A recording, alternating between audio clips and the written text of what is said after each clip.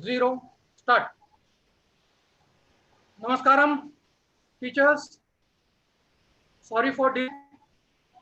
We are starting with our second plan because of some difficulties we are facing.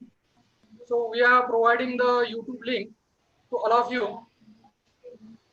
So welcome to all this fifth online informative session on Mukam Karoti Vachalam e-learning, the road ahead. Yesterday, I got many calls that why you have chosen such topic. So let me clarify here also. See, in our Indian culture, there is a Sanskrit Subhashitam, Mukam Karoti Vachalam, Pangu Langayate Girim, Yatkrapa Amwande, Paramananda Madhavam. यत्कृपा जिसकी कृपा से मुकम करोति वाचलम, जो मूक है, जो गूंगा है वो बोल सकता है, जो पंगु है वह गिरि पर्वत चढ़ के जा सकता है, उस परमानंद माधव को हम वंदन करते हैं. See, the MOOC word is different in the today's session, that is a massive open online course. Of course, without having the kripa of MOOCs or without having the knowledge of MOOCs, you cannot run your MOOC course on any of the platform. So that's why we have chosen this topic. And the today's speaker is Mandar Bhanushe sir. He is an eminent professor from the Mumbai University, who is already running his MOOC course on Swayam platform from last 2 years. So I request our General Secretary, Subhash Athavale, to introduce our today's speaker. Athavale sir.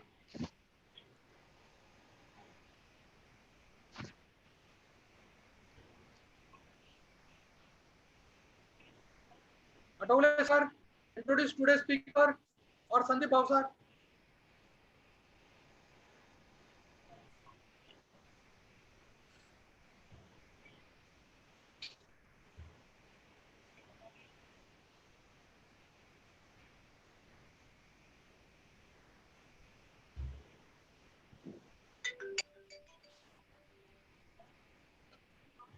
Athavale sir. Good morning to all of you. First of all, good morning, all of you. First of all, I apologize for getting this session a little bit delayed, and we have started it.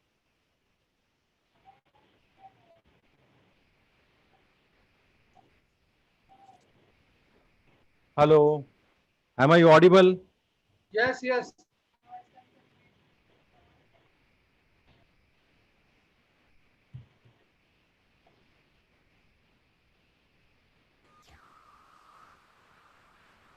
Am I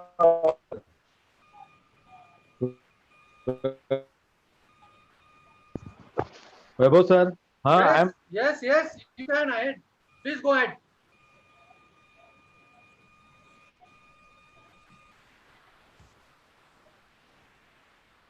So don't mute your audio, sir. Unmute it.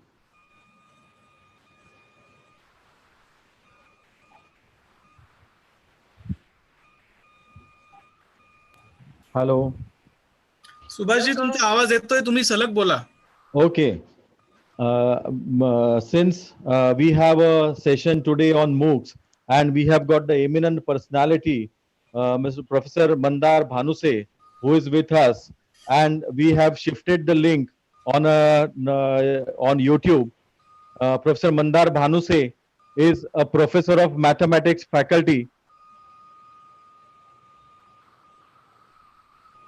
Open Learning, University of Mumbai. He has trained more than 1,600 college and university teachers in last 10 years.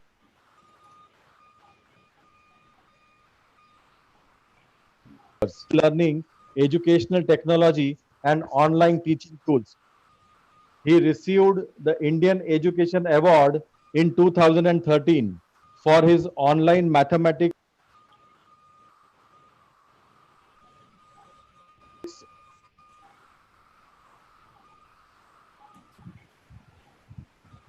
to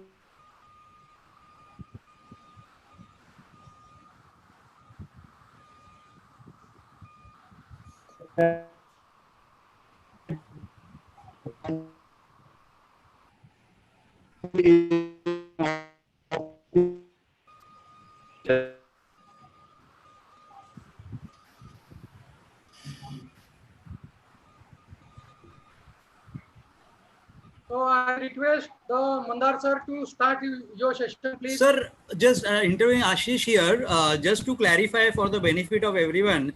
So right now participants have a choice. Though there are people who are already watching on parthlive.com can continue to watch on parthlive.com, and those who are watching on YouTube link can continue to watch on YouTube link.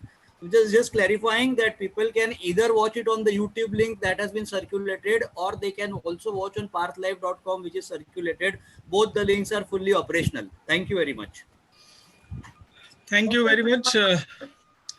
May I request the organizers to mute their video and audio both, and so that I can get the full bandwidth.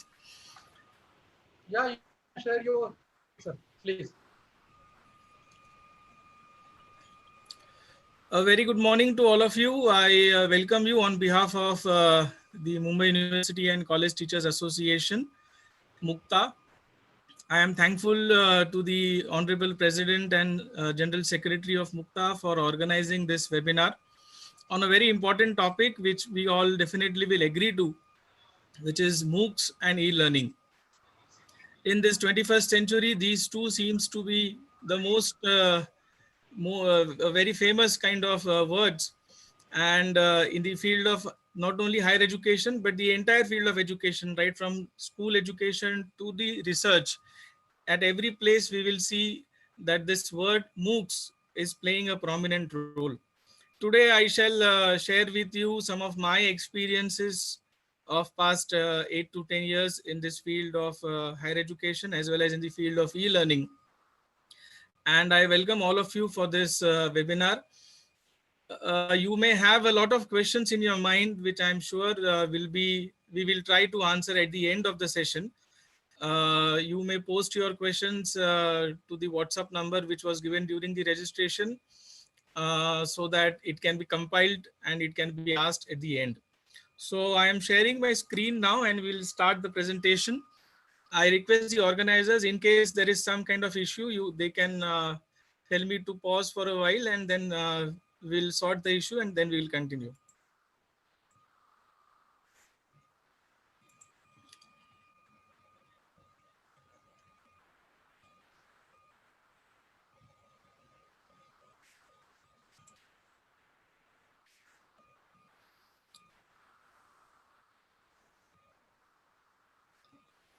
So I hope my screen is visible to all of you, and you are able to see the presentation on your screen.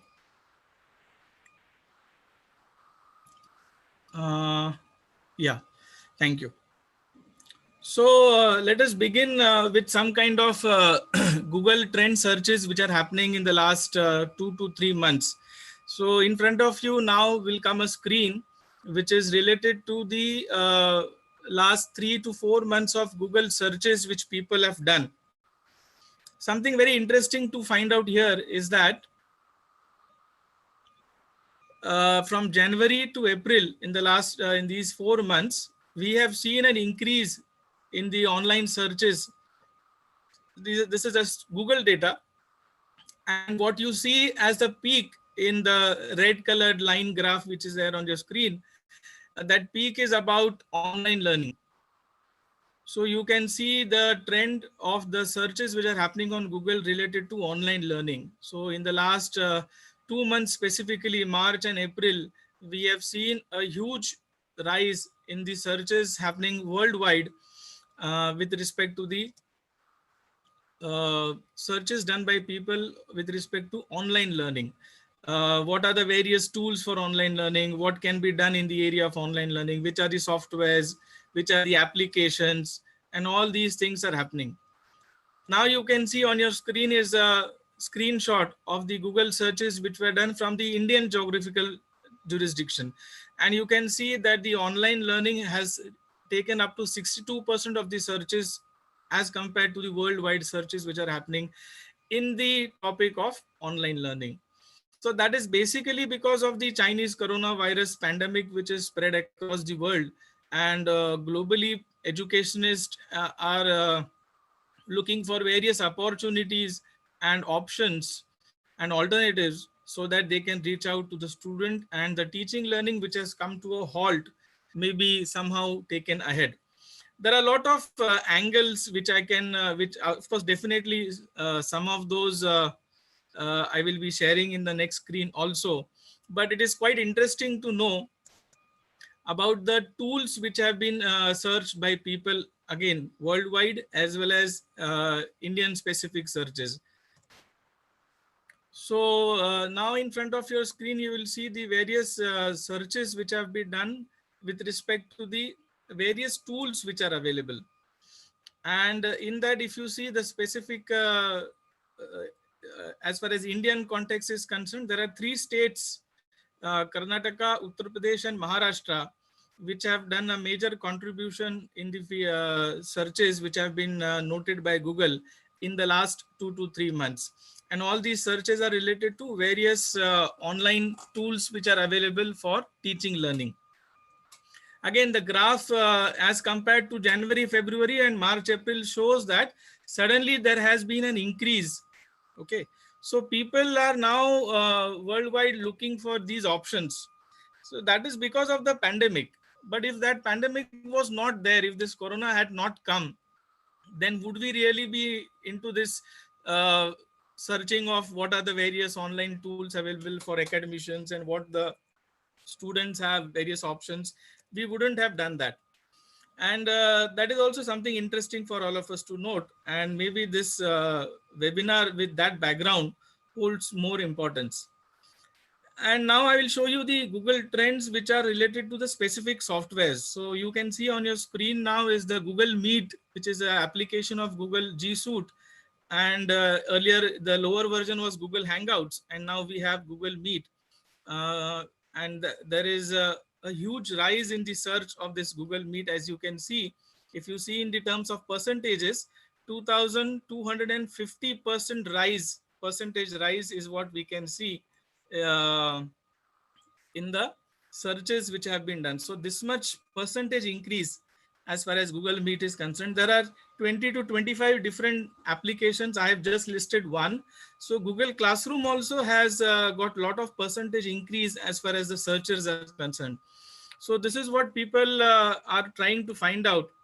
Something more interesting is, which I would like to point out in front of you, that how people, how universities, how institutions of higher education are looking into this pandemic and the post-pandemic, how the world is going to be. A lot of intellectuals are giving a lot of opinions on that.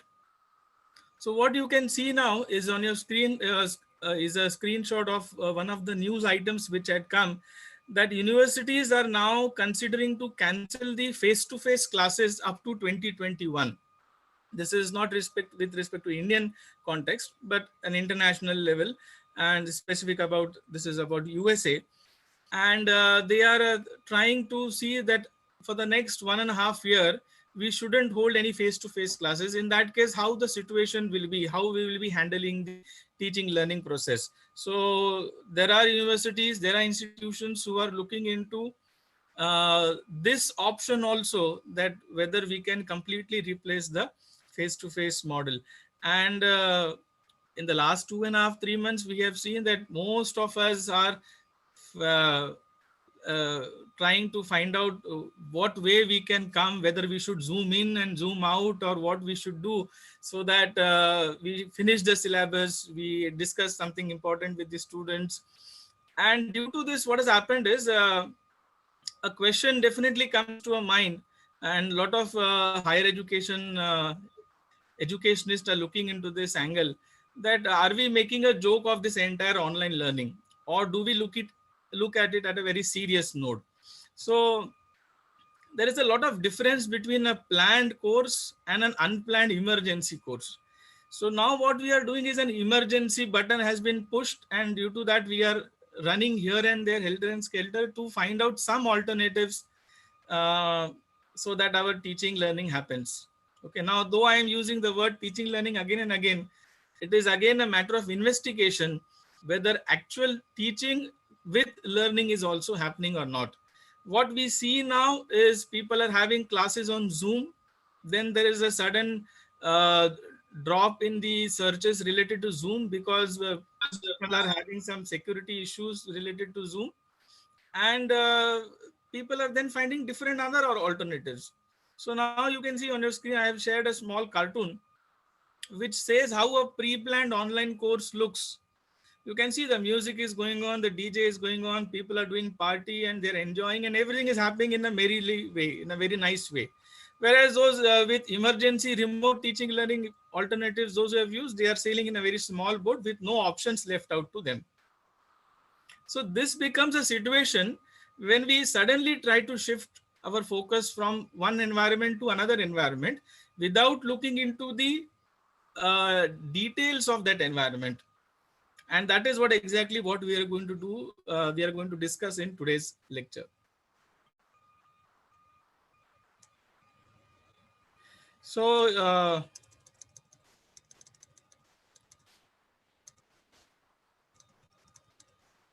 just hold on for a minute.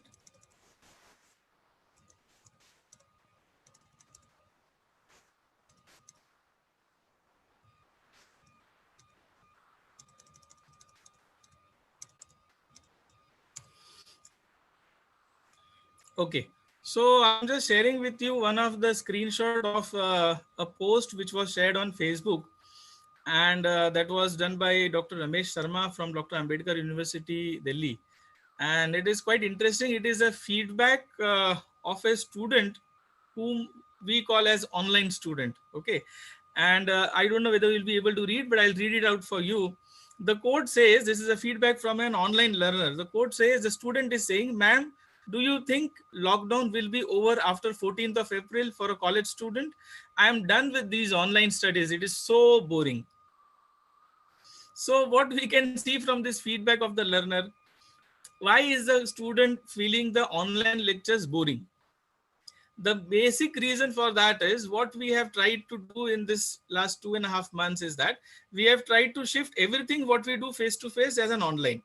If we enter the classroom and give a lecture, we feel that the same environment has to be replicated when we go to online. So open an application, give a online webinar, give an online talk, and that's done. So that is not how actually things happen. So we have to look into the functionality of these online things also. I'll also share with you one very small video, which is again very interesting, very funny, but also reflects the situation of the current college and university teachers, not only in Mumbai, Maharashtra, India, but you can see all over the world, this is a situation. So enjoy the video first, and then we'll talk on that.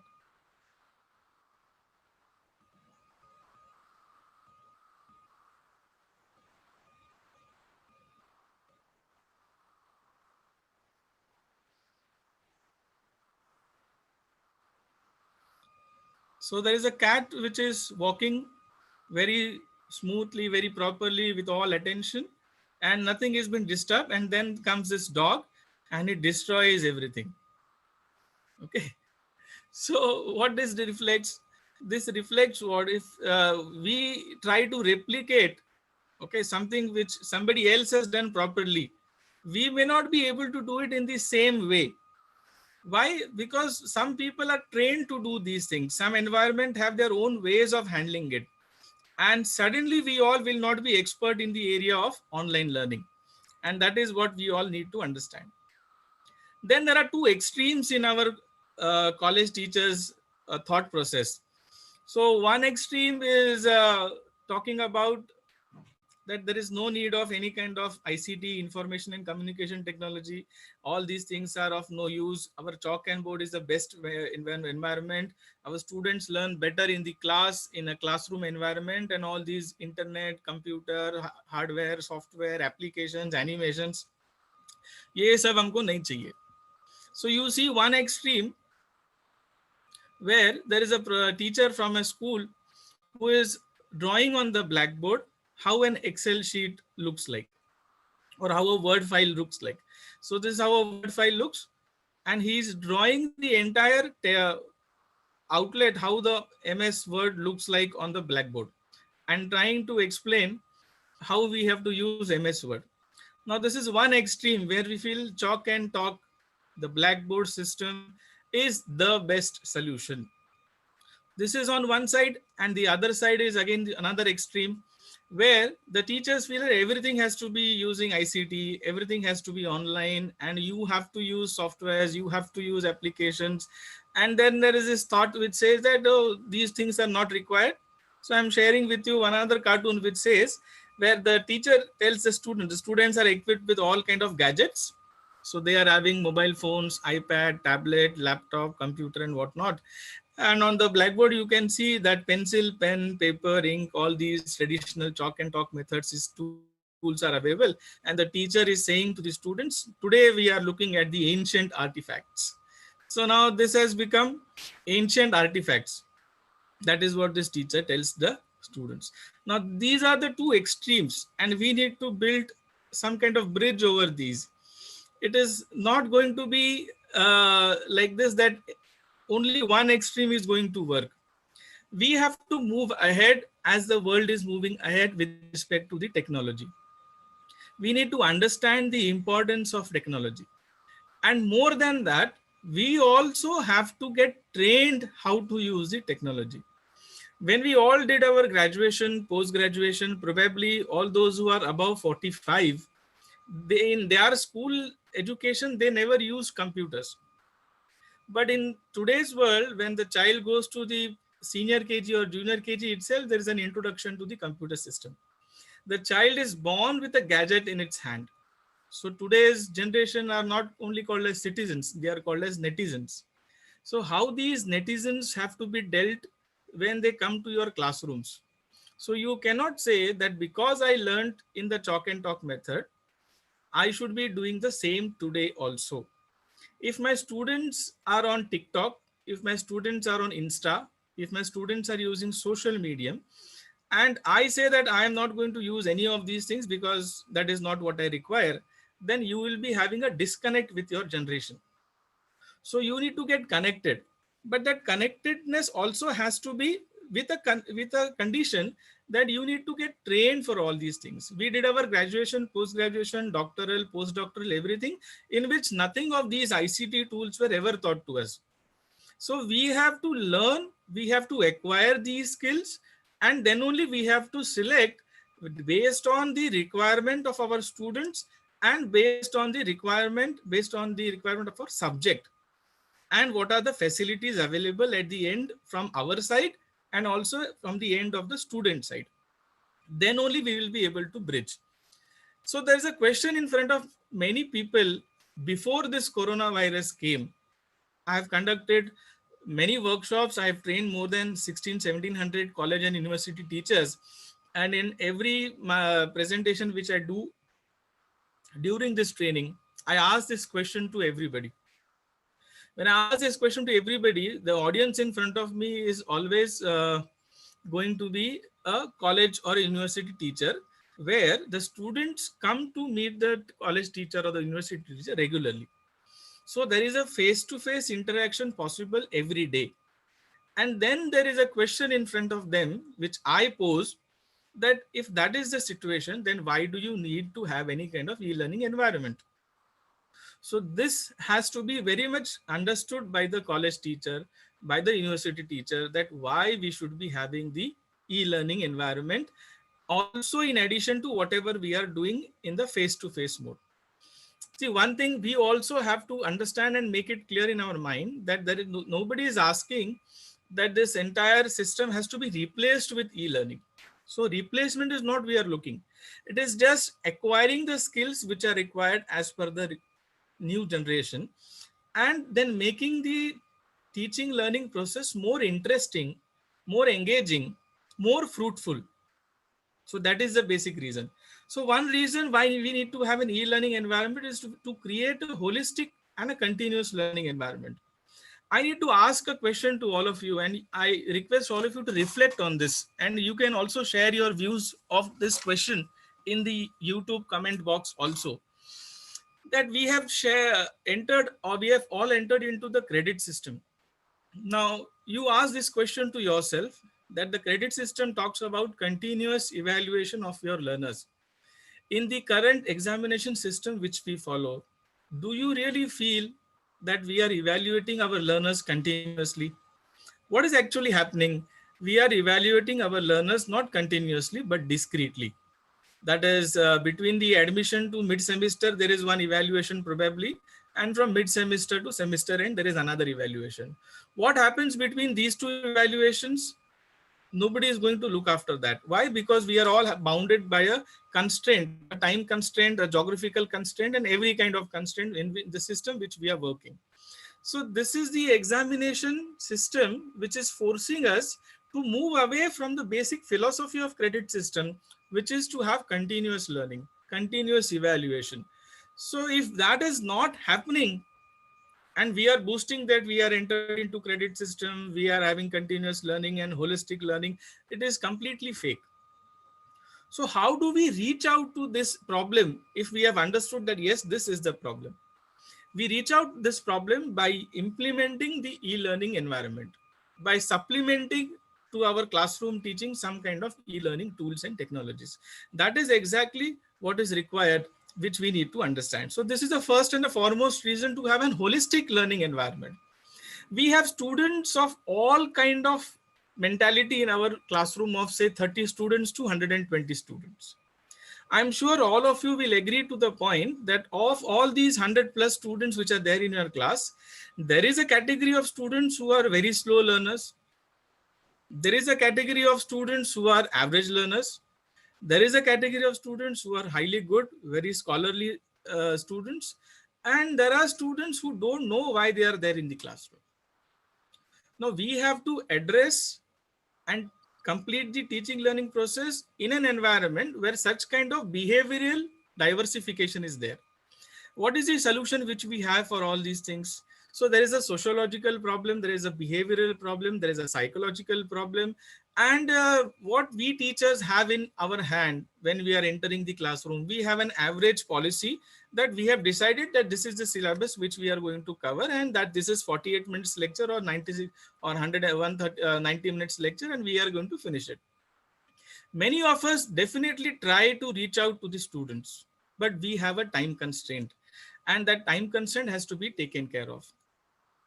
So there is a very well-known concept, a global concept called as A3 concept: anybody, anytime, anywhere. So what is the meaning of this anybody, anytime, anywhere? It means that anybody should be able to learn at any time of his or her choice and at any place wherever the student is. So it is midnight, 12 o'clock, and I want to learn. Is the learning facility available for the learner? It is morning 4 o'clock and I want to learn. I'm traveling in a train. It is going to take me 1.5 hours to reach my destination. What do I do in this 1.5 hours? I'm waiting at the bus stop. I am a student who is not enrolled in a college, but would like to acquire some kind of skills, some kind of certification, some kind of diploma. If this A3 concept has to be realized in practical, then definitely it is e-learning which is going to help us. Because all our higher education institutions are closed into closed environments. They are not open environments. So the student, a learner has to enroll, has to register in a particular college, in a particular institute. Otherwise, he is not going to get any access.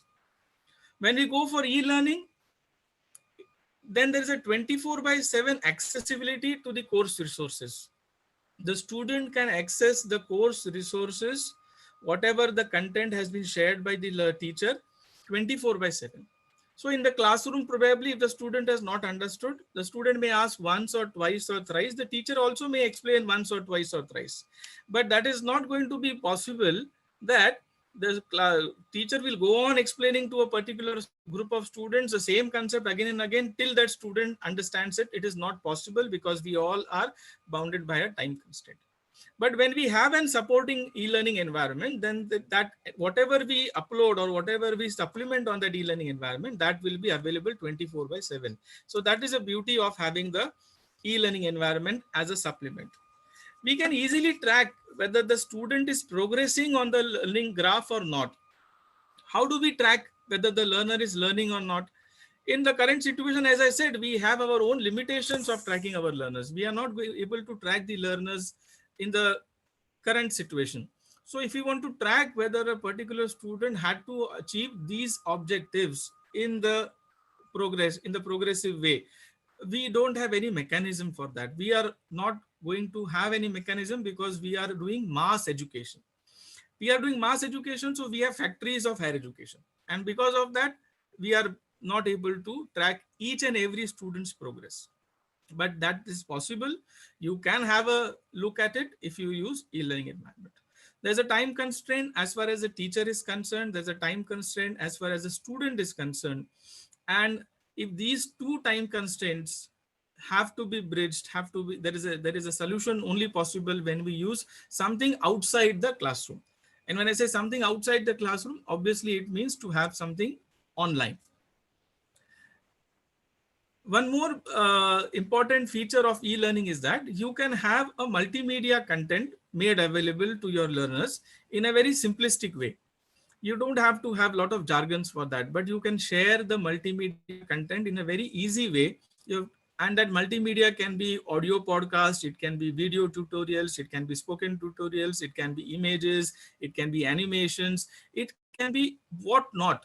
So all these things can be shared with your learners on an online environment so that whenever they would like to learn, they will definitely try to learn it in a very easy way. Okay, something which will make the things understand. Learners can take the class as many times as they want. Not only once or twice or thrice, as I said, जब तक उनको पढ़ना है या जब तक उनको समझ में नहीं आता है, till that time the student can go on reading it, understanding it. And we can have all different kind of tools available so that they 100% learn. Does the learning enhance after using e-learning environment? So there are a lot of studies which people are doing around the world. They have done also in the past.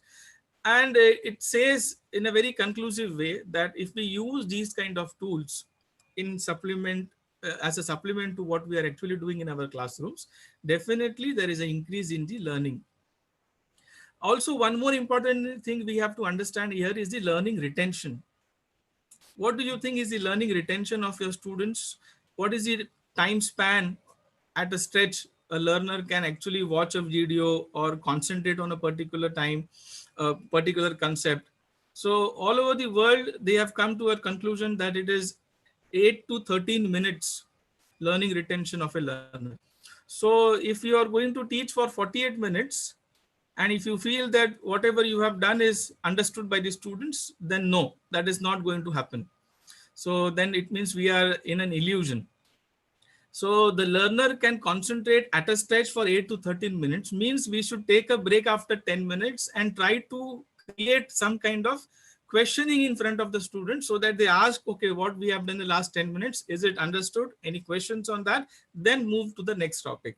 Do we really do to the such kind of thing in the classroom? Many of us might be doing, but this is the right way of doing, because if we understand that this learning retention is a problem which we have to address not only in the classroom but also when we go online. At that time when we go online, the things become more complex as compared to the classroom. In a classroom, physical classroom, at least we are able to see the students, their faces, their reactions, their emotions, their thoughts, whether they are here or they are somewhere else. But what happens in an online class, whether they are attending or they are not attending, whether they are listening or they are hearing, all these kind of issues come up. They become complex when we go online. So therefore, teaching something online is not that easy as we feel using some application like Zoom or Google Meet and done with the class. It is not going to be like that. We have to get the skills of doing these things also. Why technology has to be integrated? A basic question. So we are going to do 1 or 2 slides on technology integration also, just to make you philosophically agree and come to one point that yes, technology integration is must. So what is the definition? I'm giving you the definition of technology integration. That effective, the word effective again is important. It is not only integration of technology, it is the effective integration of technology that is achieved when students are able to select technology tools. Again, question ourselves, just get a reflection on this point. Is the student having the facility to select what technology should be used? It is, everything is teacher dominated. We decide that we'll be using Zoom.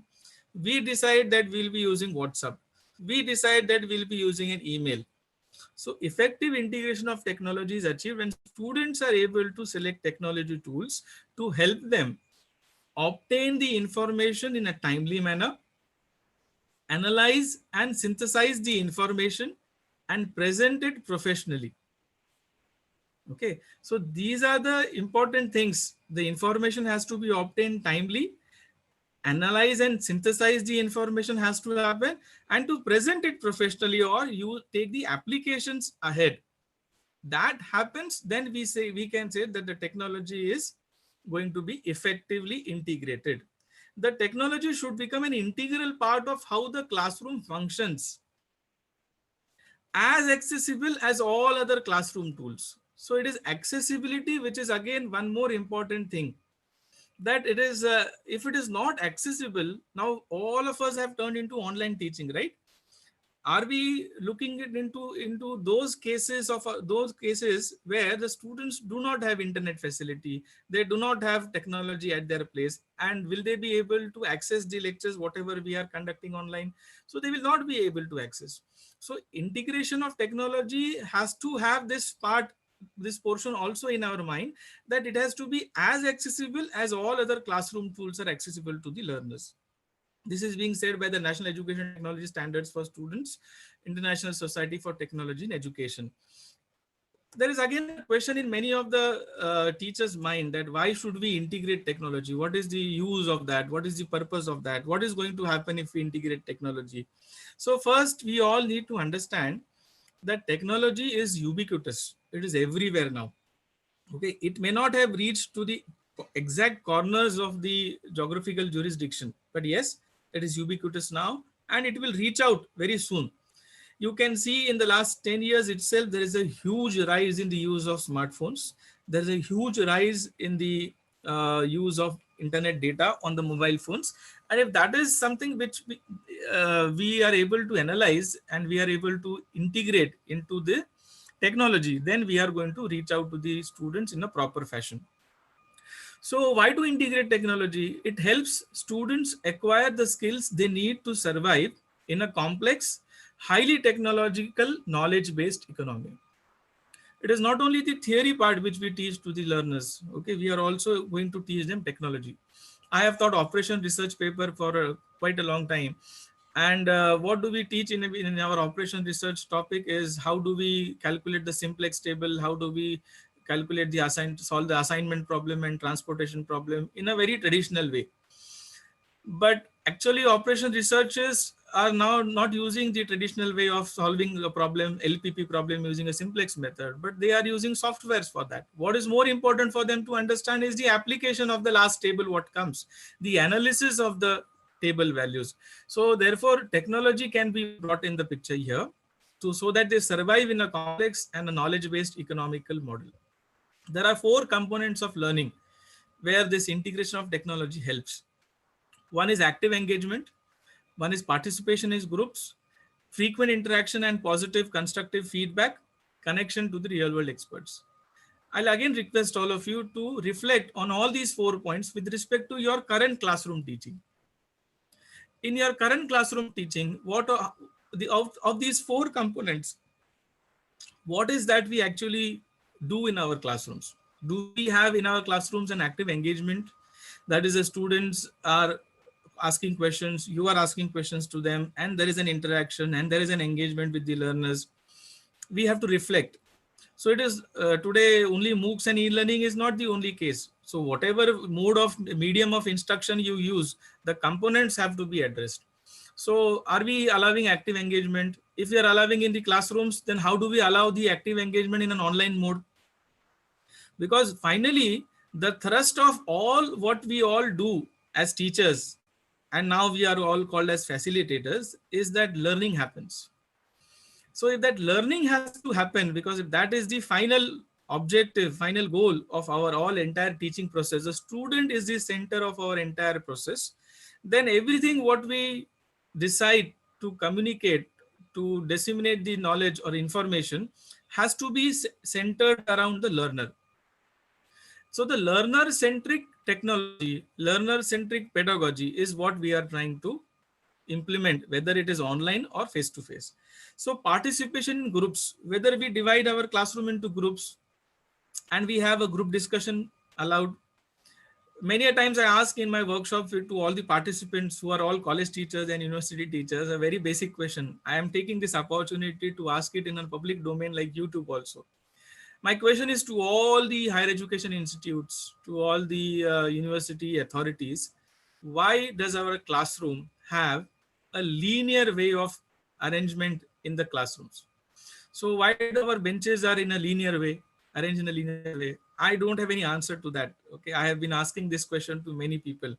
It is just like बहुत लोग भाग रहे थे एक रास्ते पर, तो एक आदमी ने उनको पूछा कि भाई इतने आप लोग सब क्यों भाग रहे हैं? तो उसमें से एक व्यक्ति ने कहा भाई कि मेरे पास समय नहीं है तुम्हारा जवाब देने के लिए, तुम भी भागो. फिर दूसरे को पूछा तुम क्यों भाग रहे हो? बोलते सब भाग रहे हैं, मैं भी भाग रहा हूँ, तुम भी भागो.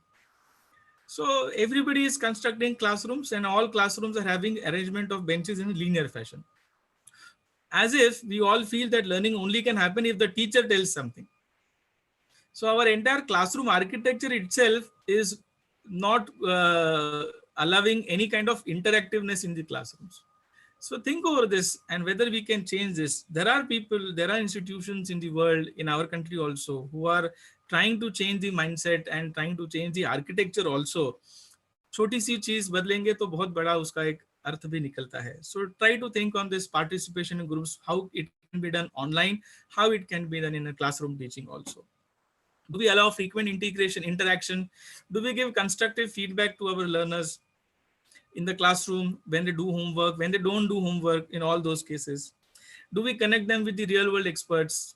Now, when we use online learning, when we are integrating technology, when we are using ICT, we have the opportunity to bring the experts around the world on one platform. See, you can see in the last 2 months, so many intellectuals, so many institutions, so many organizations are organizing Facebook Live, YouTube Live, some kind of online lectures of various people from various fields. So this is a good opportunity for all of us to get connected with the experts from the world. And it is very possible.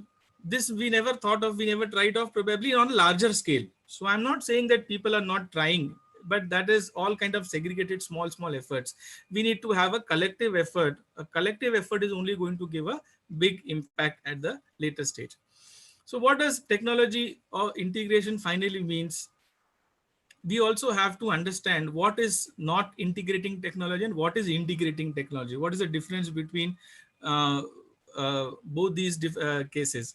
So integrating technology is more than teaching basic computer skills and software programs in a separate computer class. So we need to understand this, that technology का मतलब computer skills नहीं है.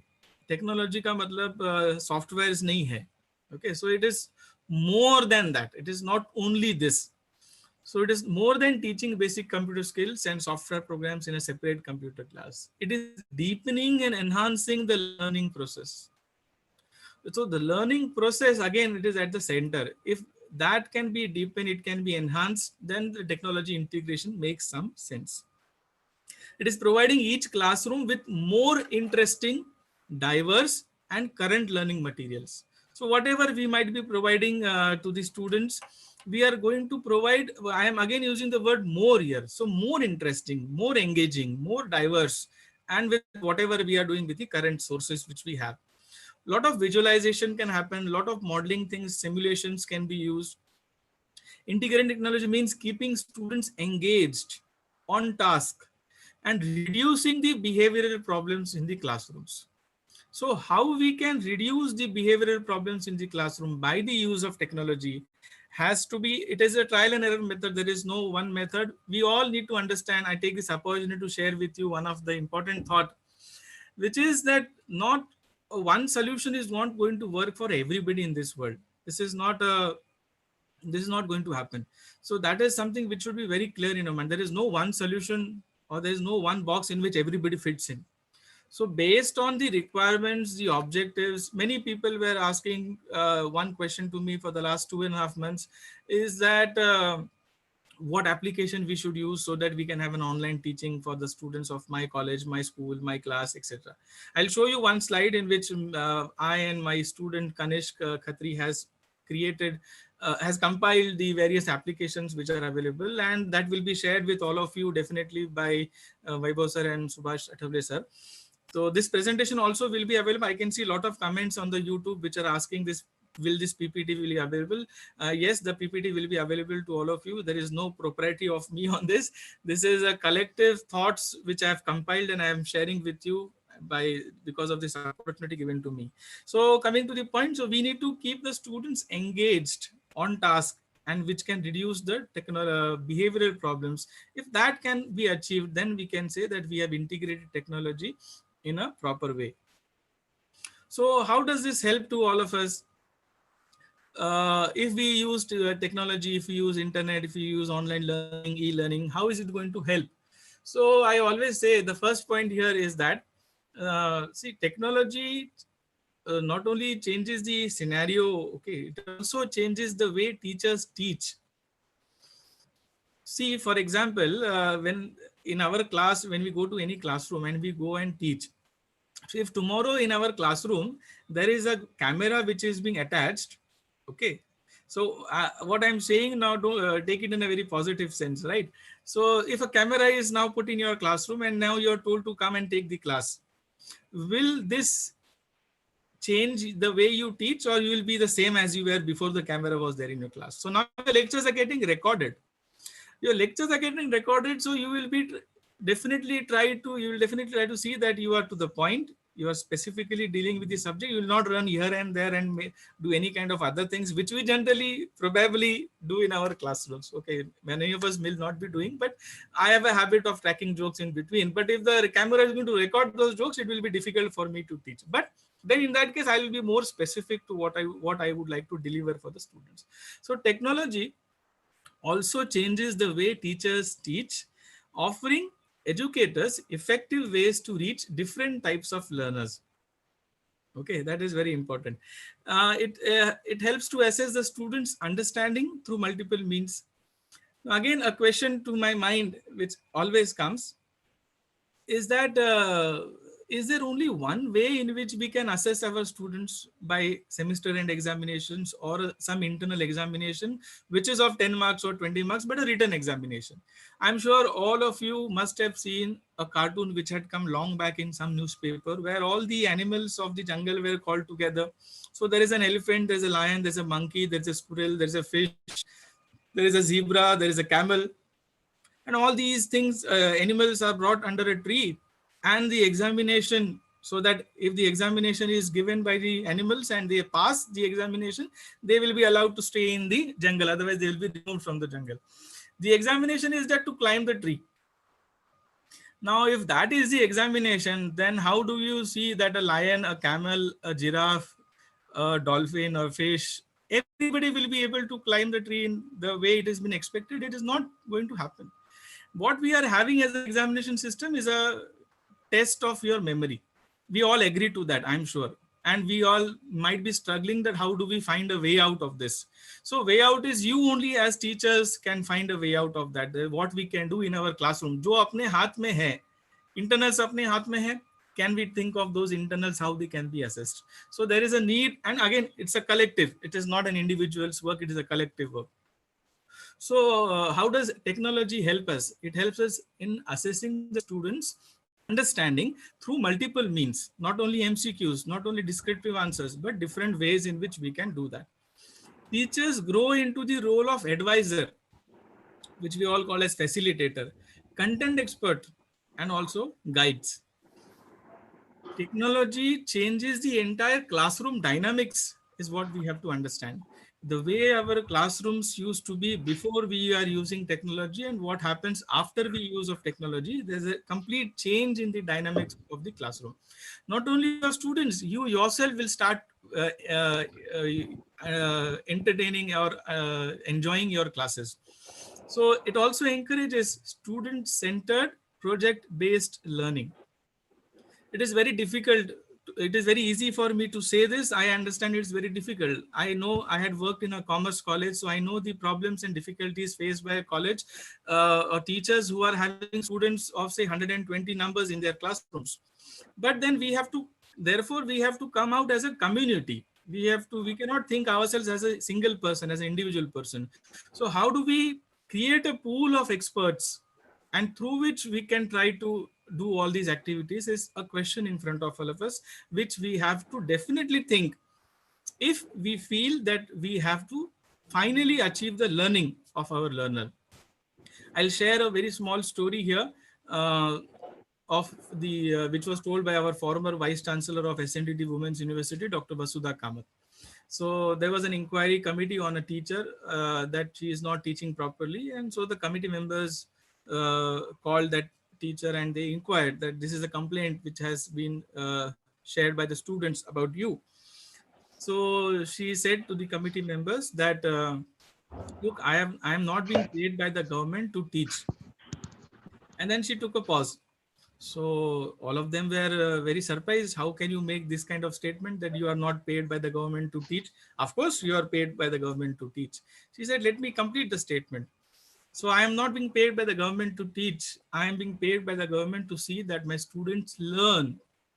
So my focus when I enter the class is to see that my students learn. Therefore, I don't give them just notes.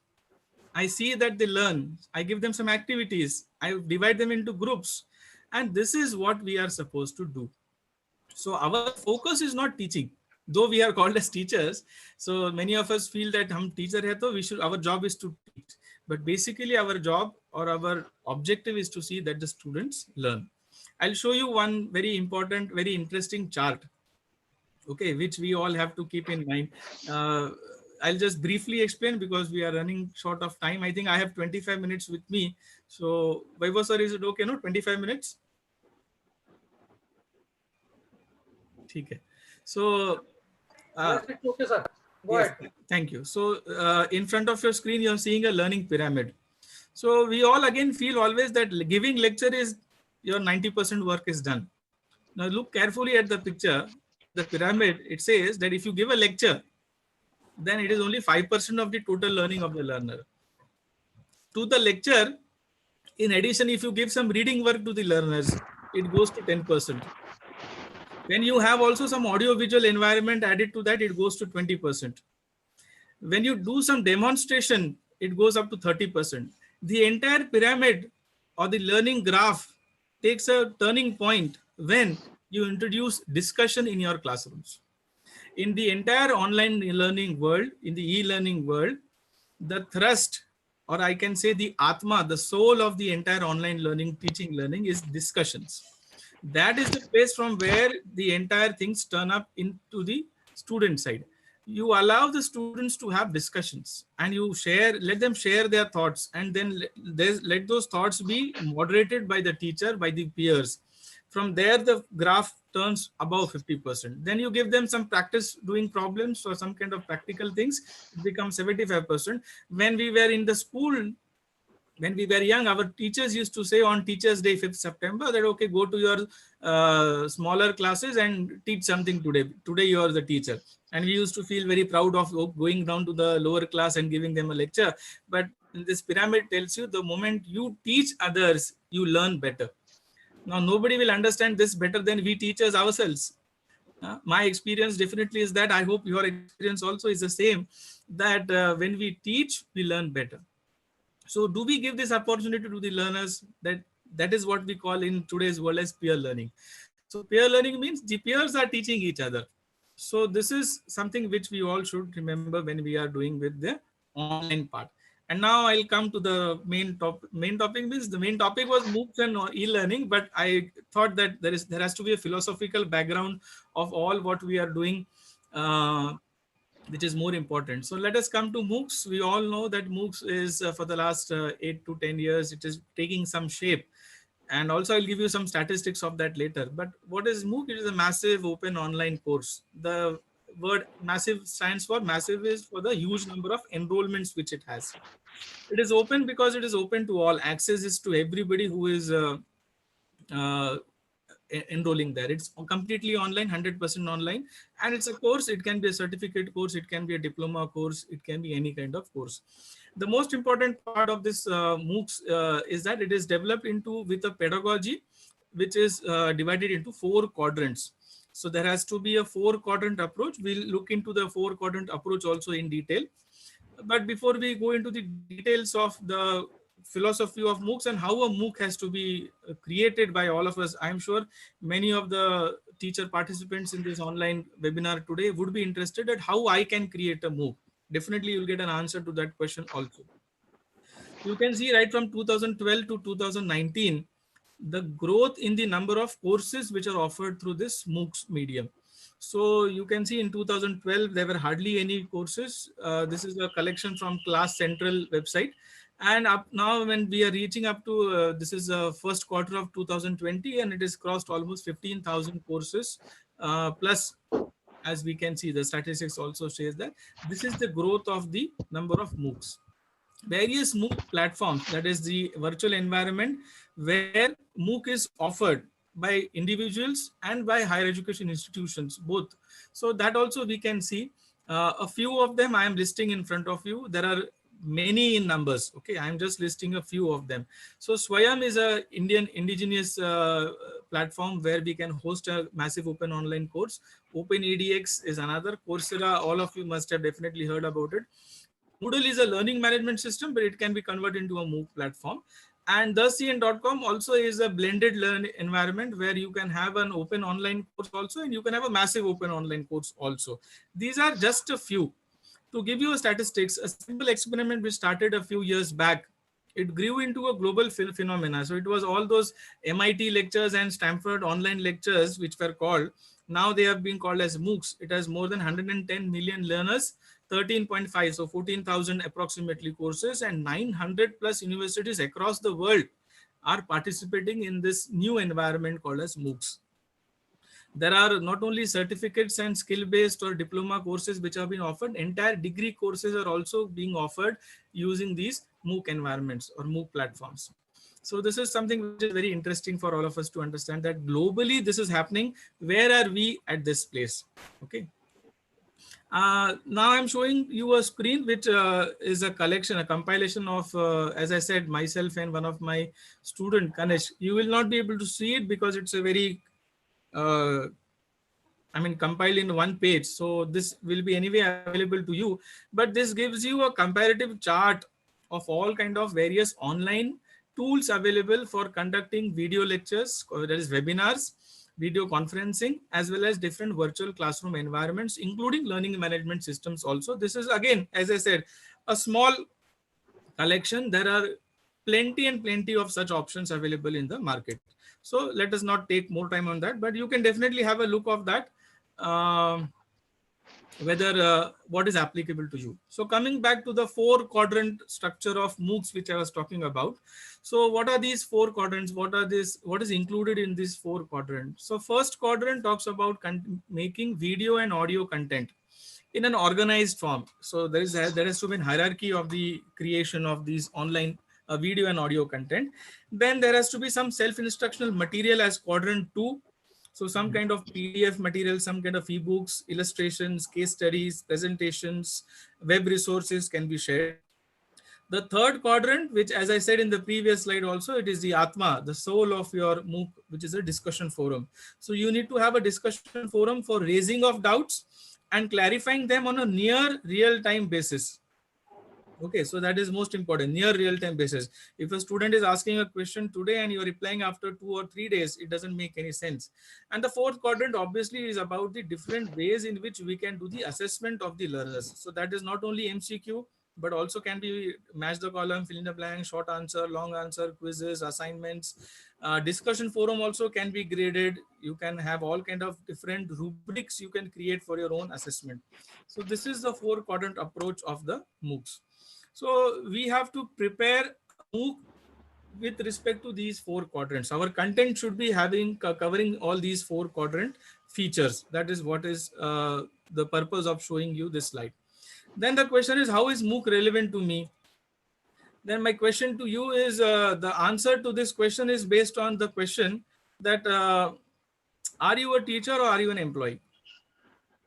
So if I ask this question to you, that are you a teacher or are you an employee, the answer would be definitely the answer to the question of, is the MOOC relevant to me? If you are an employee of a higher education institution and you look yourself as an employee, then I don't know whether it is relevant to you. But yes, if you feel that you are a teacher, then 101% this MOOCs, whatever is happening in the world, is definitely relevant to me. How do we incorporate that in our current system is something which is completely depending upon us. So we have to decide that. Because that answer, as I said, is not a generic answer which will suit for everybody. We have to reach out to global learners, because learning, as I said in that A3 concept, anybody is allowed to learn. So if anybody is to be reached out, why there should be a professor from Stanford University or Oxford University or Harvard University or some other XYZ university, foreign university, to create a MOOC and offer an online course to students around the world? Indian University college professor also can offer an online course. So we have to reach out to the global learners. And obviously, if we have to reach out to the global learners, we have to ourselves become the global teachers. So we have to come out of the 4-wall classroom in which we have fixed ourselves, in which we have bounded ourselves. So we have to come out of these 4-wall classroom and become a teacher by our own behavior. We are not teacher because just we are employed in some college or an university department. We are teacher by our behavior. स्वभावाने शिक्षक आहोत. स्वभावाने जर शिक्षक आहोत तर आपल्याला या विद्यार्थ्यांपर्यंत पोहोचण्यासाठी जे जे माध्यम अवेलेबल असेल त्या माध्यमाचा वापर केला पाहिजे. सो we should aspire to become global teachers, to reach out to these global learners. And if that is our aspiration, then MOOCs is 101% relevant to me. Why not? Now coming to the context of the Indian teachers, where we are always asking this question to ourselves that, okay, if I do this short-term course, if I do this certificate course, if I do this diploma course, will I get some points? Will it be reflected in my API points? Will it be beneficial for me when I go for CAS? So all these questions I'm not saying these are invalid questions or these are irrelevant questions. They are definitely valid and they are definitely relevant. My only concern is that this shouldn't be the focus of our teachers to look into the area of MOOCs. Whether offering a MOOC is going to give me some API points shouldn't be the main focus of our teachers. But yes, to answer this question, whether it is going to be helpful for us, I have definitely created a slide because I am sure there will be a lot of questions based on this aspect also. So on your screen, you will be seeing the UGC Gazette notification about the calculation of API points if the teacher is creating some kind of content. Athawale sir तुमचा mic on आहे तो off करा. So you can see on your screen that if you create some ICT mediated teaching learning pedagogy, then if you develop some kind of innovative pedagogy, you get some 5 points. And to design a new curriculum and new course, you get 2 points per curriculum or per course. Coming to the MOOCs. So the UGC notification says that if you develop a complete MOOC of 4 quadrants and 4 credits, so you can have a 4-credit course, you can have a 3-credit course, you can have a 1-credit, 2-credit course, or you can also have a non-credit course. Okay, so all these options are available when you go for MOOCs. When I show you this slide of Swayam, you will understand this more. In any case, if you develop a 4-quadrant, 4-credit course, then 20 points are given to the course creator. If you just develop one module is of 30 minutes. If you develop one module of MOOC in 4-quadrant method, then you get 4 points. I cannot create all 4 quadrants. It is not possible for me. You create 1 quadrant at least. Then for 1 quadrant also you get definitely some points. I think there are 2 points for one quadrant of MOOC content if you create. If you are just a course coordinator, you get for a 4-credit course, that is 2 points per credit, you get 8 points. Then coming to e-content development, there is a lot of demand of e-content development workshops. And I have been conducting e-content development workshops for a long time. And most of them were planned in the month of March and April, but due to this pandemic, we were not able to conduct. But there is a huge requirement of colleges of conduct of e-content development workshops. So we can definitely do that, because if we develop an e-content in 4 quadrants, we get 12 points. If we do it for one module, we get 5 points, and so on and so forth. This gazette notification is available. I think Vaibhav sir or Subhash sir will share it with everybody, but this PPT screen also, this particular slide also will be helpful for everybody to look into this aspect of APS course. But as I said in the beginning, when I came to this slide, that I don't look into the involvement of our teachers into MOOCs based on the API requirements, because we have to come out of this API requirements. We all know that what happened to the research journals when UGC announced that if you publish your article in a journal, you'll get these points. And then India was flooded with all kinds of research journals from every nook and corner of the country. But yes, API scores are important, and we can look into this perspective also. I'll suggest you 2 MOOCs as a beginner in case you haven't done any kind of MOOCs before. Okay, you may note this down in if you have a pen and paper with you, or you can just remember it. It is very easy. If you do a small Google search, you will get both of these things. Commonwealth of Learning offers a technology TEL MOOC, TEL, Technology Enabled Learning. So you can go to Commonwealth of Learning website and you can search for this TEL MOOC. It is being offered 4 or 5 times. I have seen the advertisement of that. Maybe again next round it will be offered. So you may get access to the content. It's a very nice and important MOOC. Those who would like to create a MOOC should definitely learn through this first, and then they should go for creating a MOOC. There is another MOOC which is being offered by IIT Bombay by the name Learner-Centric MOOCs. So designing and development of learner-centric MOOCs and all those. There are 2-3 different MOOCs which are offered under the name of Learner-Centric MOOC. So LCM stands for Learner-Centric MOOC.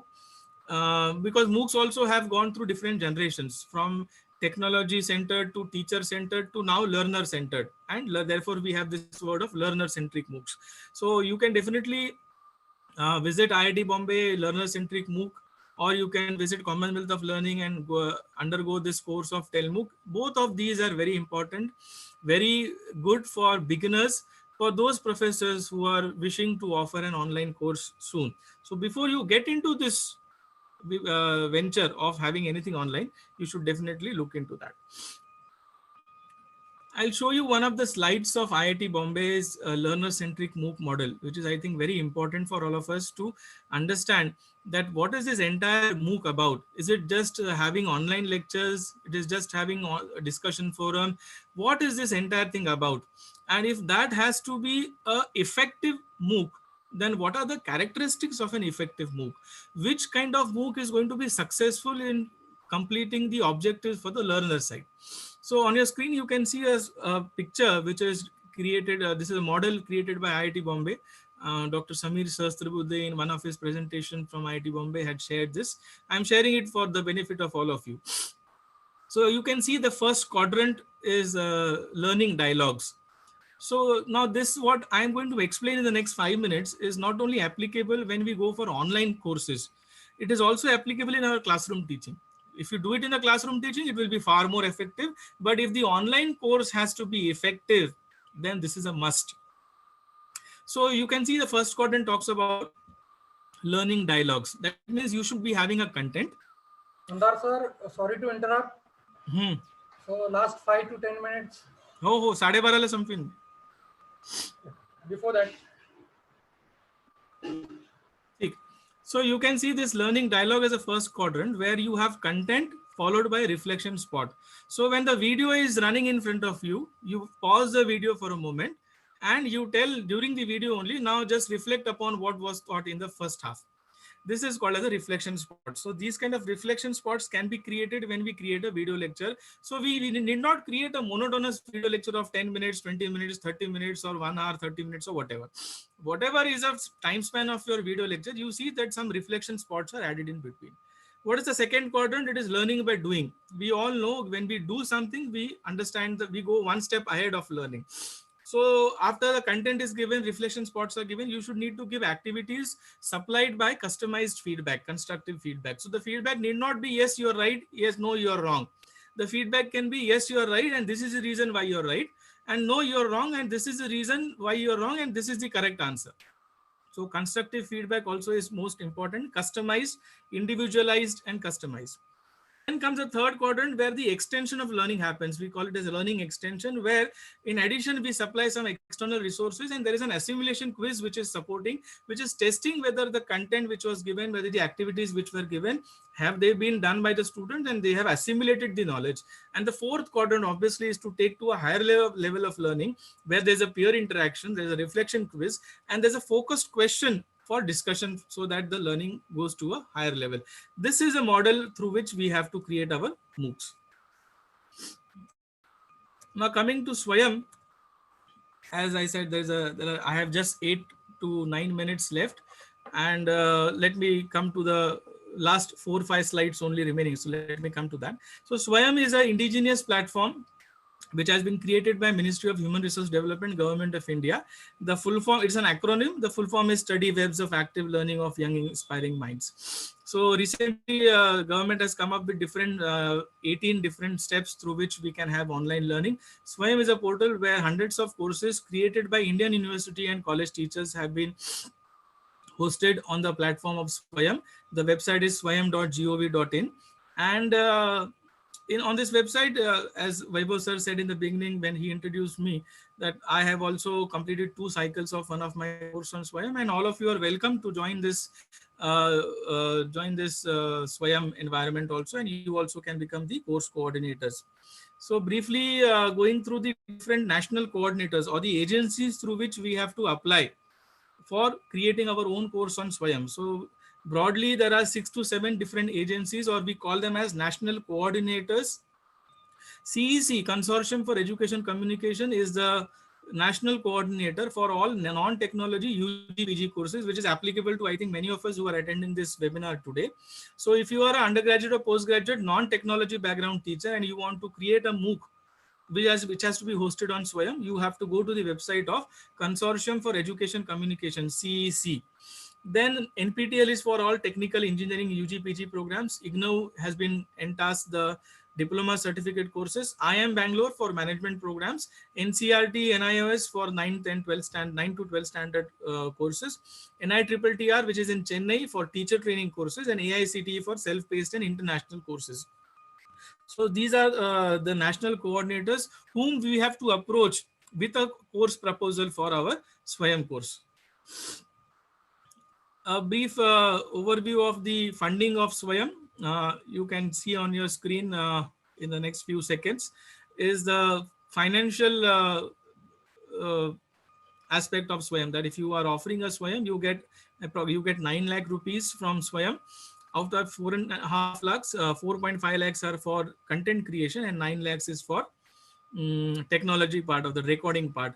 Other than this, the course coordinator also gets an honorarium. Also, he can appoint teaching assistants if the enrollment is above 1,000 students. So financial benefit is also there. API score is also there. Requirement of becoming a global teacher and addressing the global learners is also there. I think if that is the aim, then we also have to get into all this, because the world is there. Where are we is the question. So some important tools for all of you which I'm sharing, which you can use for creating e-content, or which can be useful for you to have your online course. These are a few of the softwares which you can use. Camtasia and CamStudio are for screen recordings. OpenShot is a video editing software, free open source software. Audacity is for audio editing purpose. It's a free software. Moodle, Edmodo are learning management systems where you can host your content. TheCN.com is a MOOC environment like Coursera, EDX, Swayam. Blender is an animation tool. Course Lab is a place where is a website through which you can create lot of interactive animated content for your students. This is again a brief overview. I can give you dozens of more such examples. Due to time constraint, we will be skipping this. One important thing which I'll definitely share with you is the new education policy or the national education policy, which is yet to come into force, but the draft of this national education policy is there in the public domain for a long time. The best part of this national education policy is that it talks about technology in education. There's a separate chapter number 19 which talks about integration of technology, and the most important part is that it is going to fund and support the National Education Technology Forum.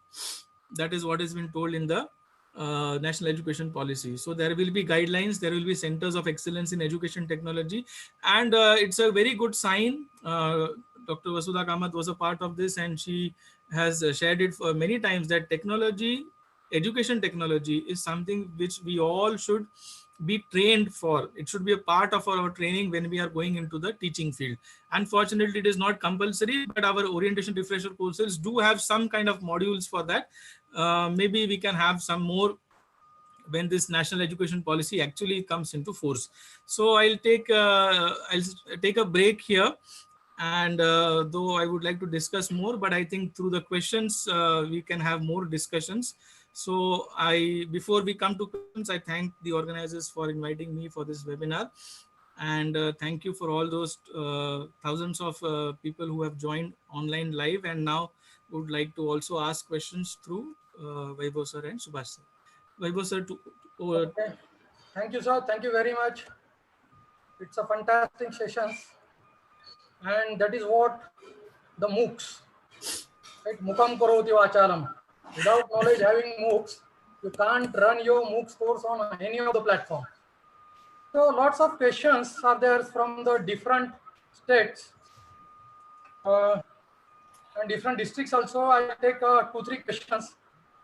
We are preferring the Mumbai and our state. One very first question is from the Ramesh Paloti, Bhavans College, Andheri West. So he's asking, how do we tackle the changing technology and cost involved in creating, preserving and disseminating the e-content? I'm going to repeat the questions. How do we tackle the changing technology and cost involved in creating, preserving and disseminating the e-content? Ramesh Paloti from Bhavans College. Yeah, thank you for the question, and I will be very brief because we have very less time and we need to take more questions. So one thing is, we shouldn't stick to the technology A or technology B or technology C, whatever we are using. Technology is going to change. Today we have some A technology, tomorrow we'll be having B technology. So I think we should not stick to a particular technology. So it is because it is bound to change.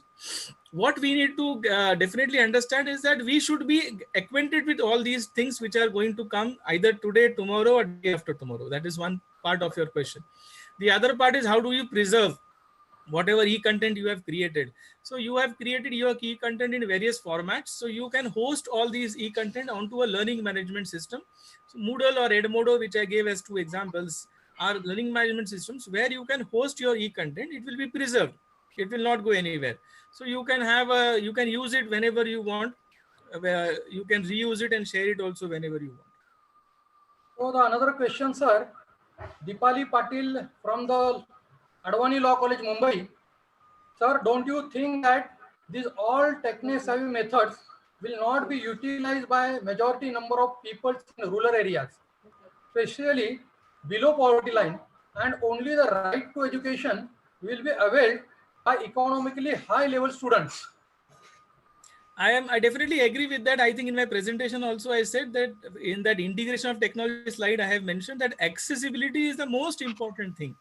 Unless we are sure that whatever we are doing using technology is accessible to all, not a few selected elites. So unless it is available for all, accessible to all, it is not going to serve the purpose. We are not teachers for a specific group of students. We are teachers for all. Same questions. Sandeep Pradhan from Chandrapur. That is, how to encourage rural students in e-learning? See, I can tell you that you use different methods of e-learning. I hope all of you, because this is a very good question, because he is also from a very tribal area.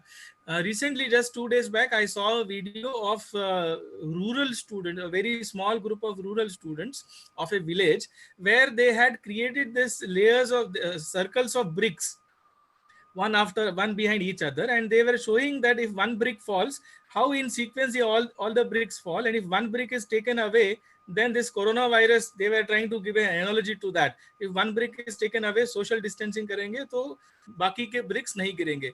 Now how this was possible? So this is a technology only, no? This is a different way of thinking. So at our rural areas, in our rural areas, our students and teachers are very creative and innovative. So if technology is not reaching out there, they should use creative and innovative methods to reach out to the learners, so that the learning happens in another way, in a better way. So they can use these creative and innovative methods. If technology is available, then definitely there are lots and lots of applications which they can use, so that the students can get benefit of that. Sir, one question. Dr. Manali Londe, Principal, Somaya College. It is, would you please throw a light on the security of using Zoom, as it is used on larger scale by the variety of fields, corporates, educations, maritime, industry, even the medicine. So what are the security measures a layman can take?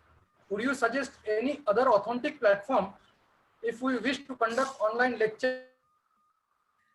Yeah, I think definitely we can do that. With respect to Zoom, there are a lot of security issues. I agree to that. And just 2 days back, the Home Ministry also has come out with all kind of. Yeah, so the Home Ministry has come out with a notification, and it has given some security measures which we have to take care of if we are using Zoom. And other than Zoom, in my presentation, there was one slide in which I showed you a compilation of various available options with you. I can, that slide will be definitely shared with all the participants of today's webinar. I can personally share with Dr. Manali Londe also this particular slide, and they can get benefit. We can personally decide on this, what is applicable, but just I was interacting with one of our Ruya College professors few days back. I just have to say one line on that, there is no one solution which is applicable to all. Please understand this. Based on the requirements, we have to decide the platform to be used. If our objective is going to be satisfied by using an alternative A, why we should look for alternative Z? So Z stands for Zoom probably, but then when we have A to Y available, why we should look for Z? Objective should be clearly defined of whatever we are going to use. What is the purpose of that? One last question we are taking. The question is from Tamil Nadu, Dr. Sundaram. Sir, is there any qualification or approval requirements for creating this content? Well, for creation of content, there is no approval required, but if that creation of content has to get some kind of validity or authentication, maybe you need to approach the authorities. For example, if that has to be hosted on a college website or a school website or a university website, then authentication, validation, no copyright, anti-plagiarism, everything has to be checked.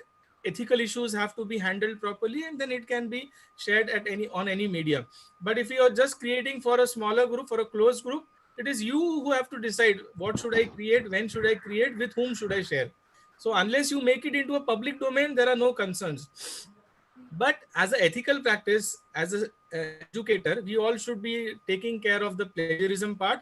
We should be taking care of the IPL, that is the property, intellectual property of anybody.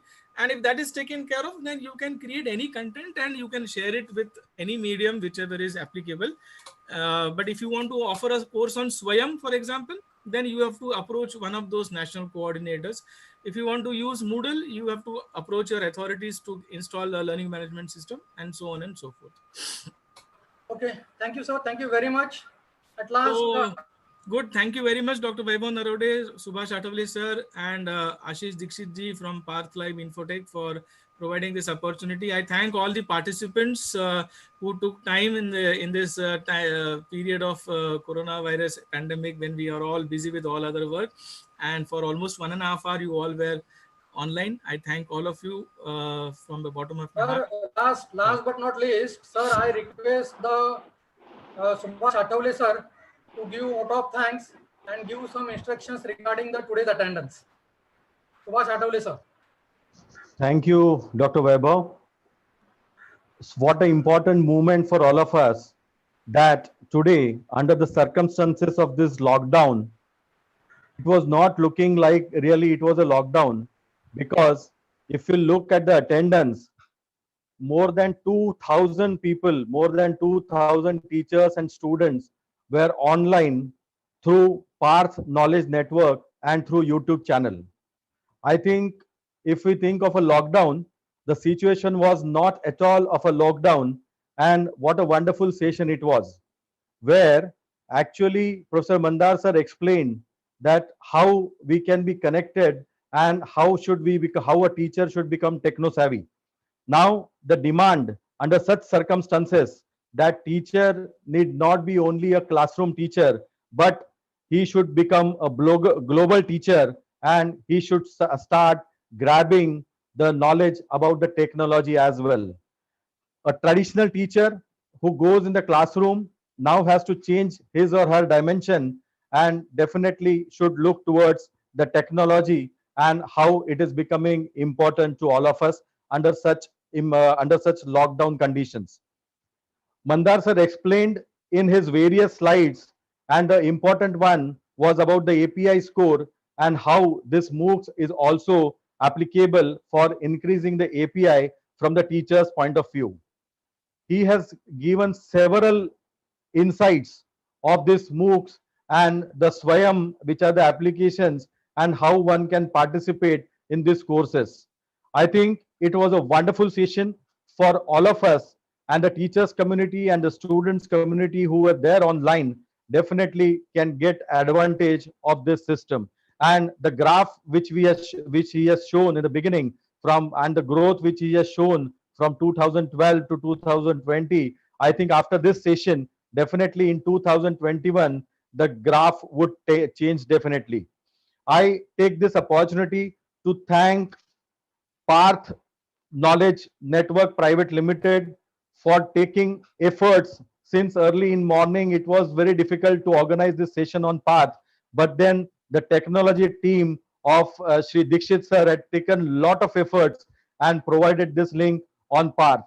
We were ready with plan B as well. As I told you, that teacher should not become only a classroom teacher. He should acquaint himself to the technology, and that technology really helps today to take all of you on this live session. I am really thankful to all the participating teachers, and I am also thankful to Professor Mandar, our own teacher, our own member of Mukta team, who has taken out his time for this wonderful session and sharing very important and informative knowledge to all of our teachers fraternity. Thank you one and all, and I will be looking forward to many more such sessions under Sri Dattopant Thengdi lecture series organized by Mumbai University and College Teachers Association, which is affiliated to AVRSM. Sir, please give the attendance instructions. Yes, those teachers who have attended today's session, we will be sharing the link on Mukta groups, and from there the teachers should link in, so that all those teachers who have participated today, they will get the certificates.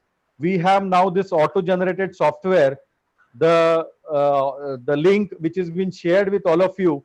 Those who will submit their details, name, college name, and email ID to all those teachers, the certificate of attendance will go directly on their email addresses. I think all of you have got these instructions very clear, because we have been receiving a lot of mails and lot of WhatsApp messages that, sir, how to get the certificate. And today morning also there were a lot of inquiries about whether we will get the certificates. Since we have got the auto-generated system, so those who will register on our link, which will be provided immediately after this session, and which will be active up till 1 hour after completion of this session, I think after that immediately the certificates will start generating and they will be sent to their email IDs. I hope this instruction is very much clear. For those who require the certificate of attendance, definitely they can immediately send the respond on the link which will be shared a short while from now. Thank you very much, Vaibhav sir. Thank you very much, Mandar sir. And thank you very much all the participants for giving us time and having insight of the entire session and the MOOCs activities which are there. Thank you very much. Thank you. Thanks a Over lot. to Vaibhav sir. Thank you. Thank you very much. Now we're ending the meeting.